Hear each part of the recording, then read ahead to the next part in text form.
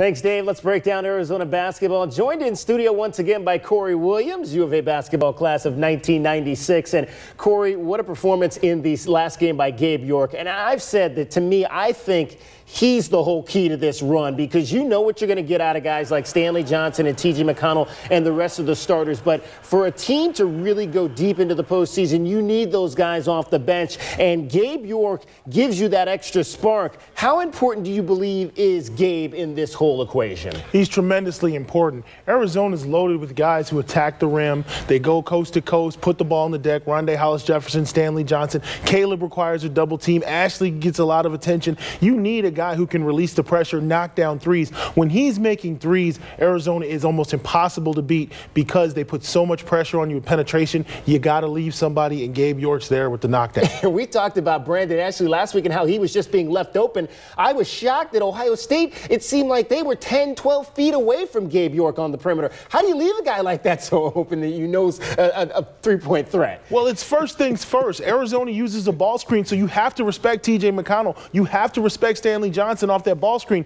So it puts your four-man in an awkward position. I got to help up my guard, but wait a minute, my guy can shoot. And that's the beauty of the Arizona offense. When you've got a step-back shooter like Brandon Ashley, when you've got knockdown shooters like Gabe York and Pitts coming in the game, you can't help too much defensively, and that's why McConnell wreaks havoc on defenses. And what I love about Arizona is the fact it could be anybody. It could be Gabe York and T.J. McConnell, like we saw against Ohio State. It could be Stanley Johnson and Rondé Hollis-Jefferson, as we saw against Texas Southern. They're that deep.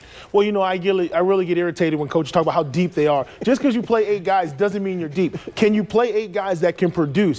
When Arizona comes off the bench with players 6, 7, and 8, they're impact players. That's the sign of a team that can make a deep run. All right, and defensively going into this next round, you cannot give up layups like they gave up in the first 2 games. Not at all. Sometimes you're worried about that first foul. Coaches always teach their guys, protect that first foul. But you can't give up layups. You got to have some defensive pressure. You got to contain guys, keep them in front of you. Arizona's got great wingspan, great athleticism defensively, but you got to stop the layups. No easy baskets this late in the season. All right, Corey, appreciate it once again. He's Corey Williams, U of A basketball class of 1996. Dave, I'll send it back over to you.